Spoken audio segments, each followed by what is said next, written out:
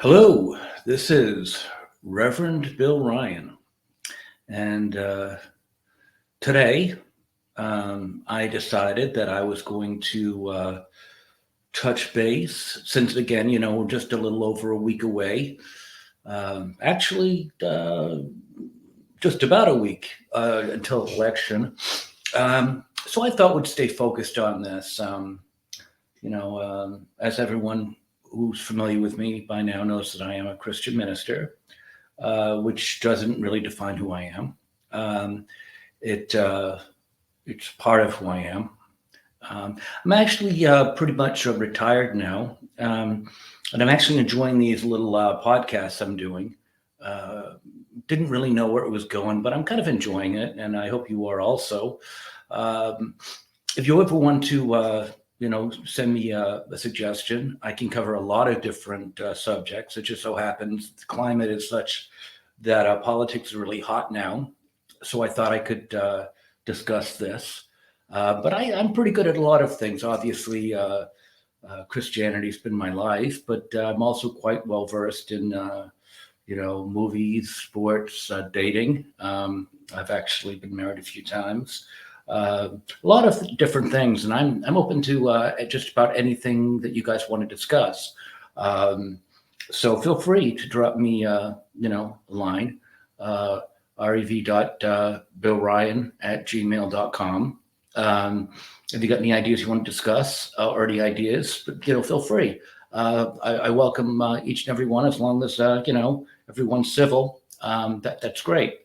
But anyway, today I thought we could discuss a little bit about the running mate of Kamala, not Kamala, Kamala, as in camel toe, her running mate, Tim Waltz.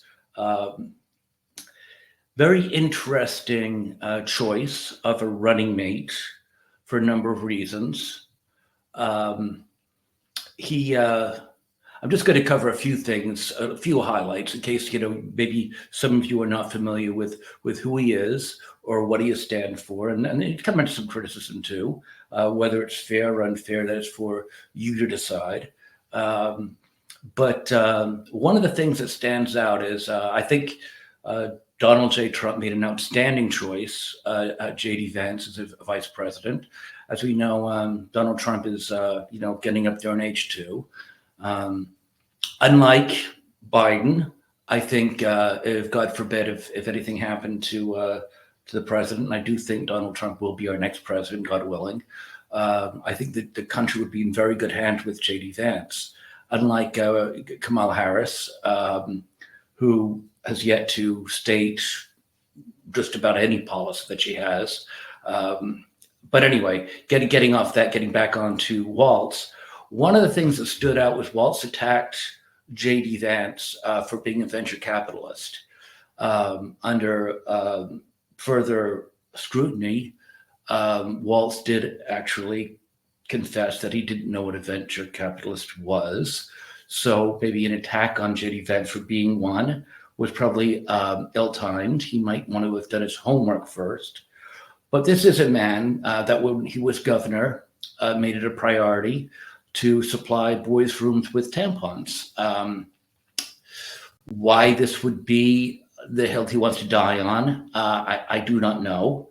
But that is one of the things he is most proud of, that he has supplied all the boys' rooms in his state with tampons, which is really good, because I heard Minnesota is really lacking on male tampons. So that serves a purpose, I would imagine. Also, he played AOC to a 0-0 draw at Madden football. So I think that would probably be noteworthy on a resume. Personally, if it was me, I would be campaigning. But playing Madden football with AOC and going to a 0-0 draw would be good.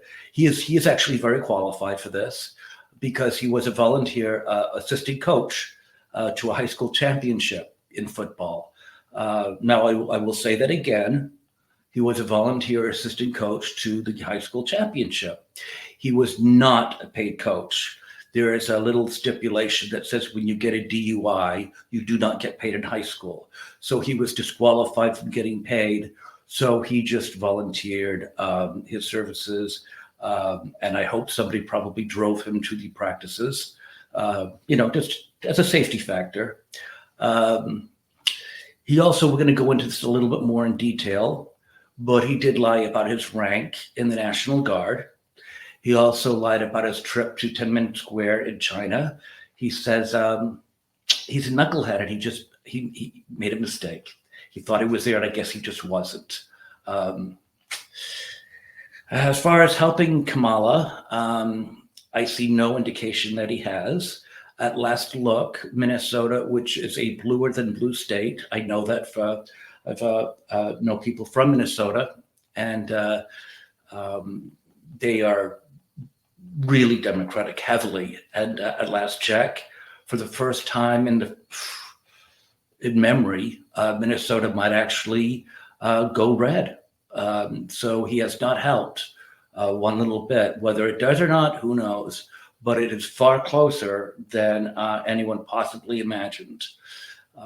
There's also the matter of, I guess he did his best Elmer Fudd imitation. He went hunting, he got some hunting dogs. He got his wabbit gun because he likes to hunt wabbits.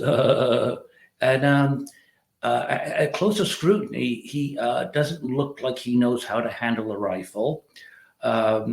It made for a great photograph opportunity, and it all ended up well. He didn't blow his foot off, which is always a good thing.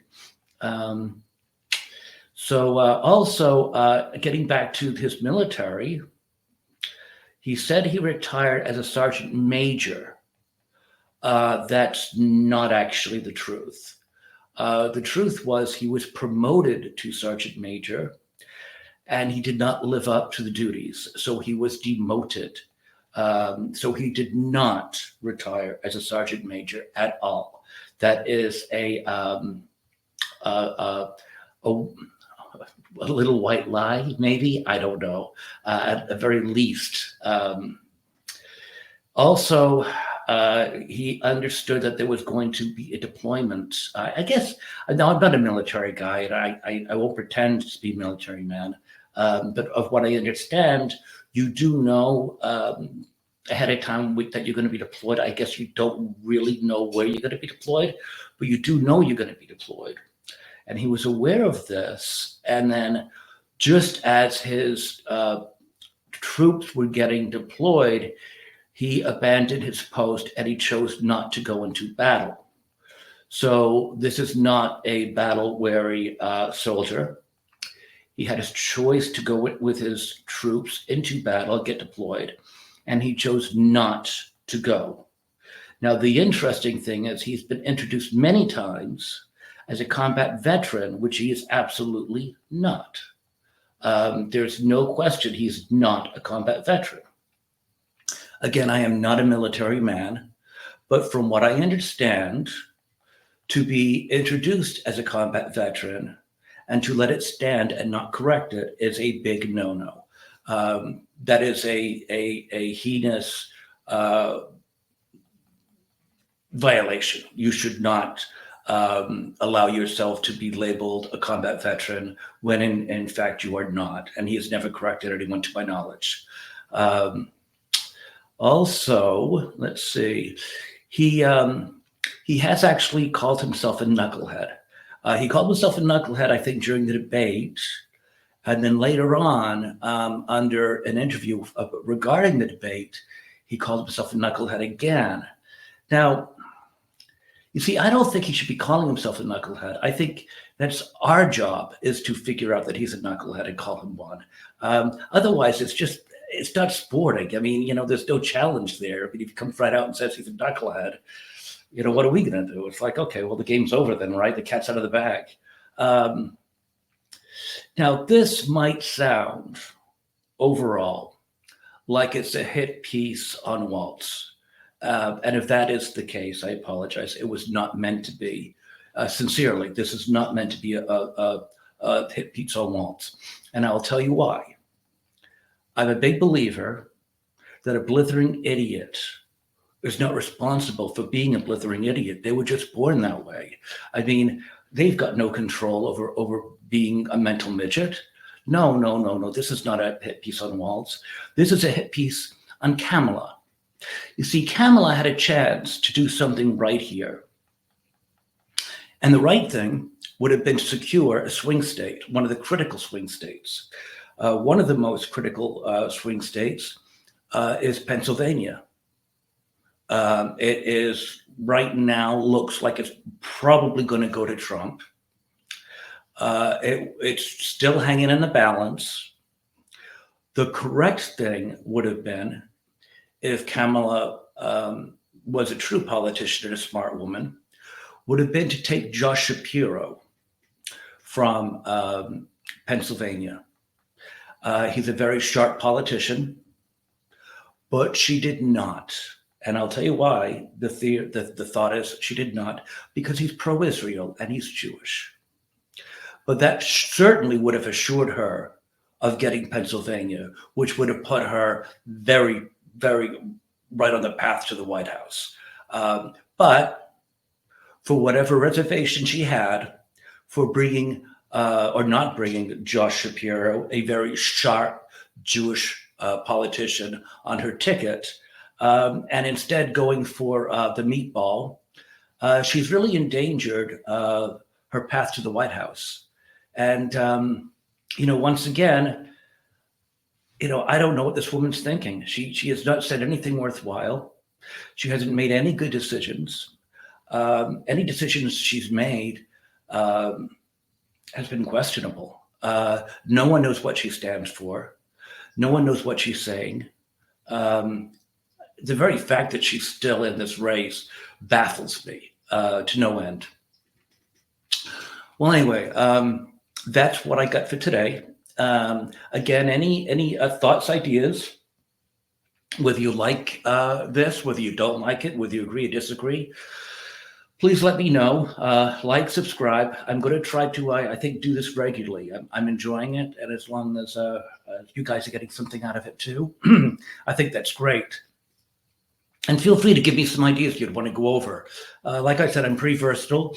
I can discuss just about anything. And, just let me know. Please try to be respectful. And that's it for today. Everyone have a great evening. The World Series is on tonight. I plan on watching, and I hope you do too. Like, subscribe, and share if you can. Thank you very much. Bye-bye now.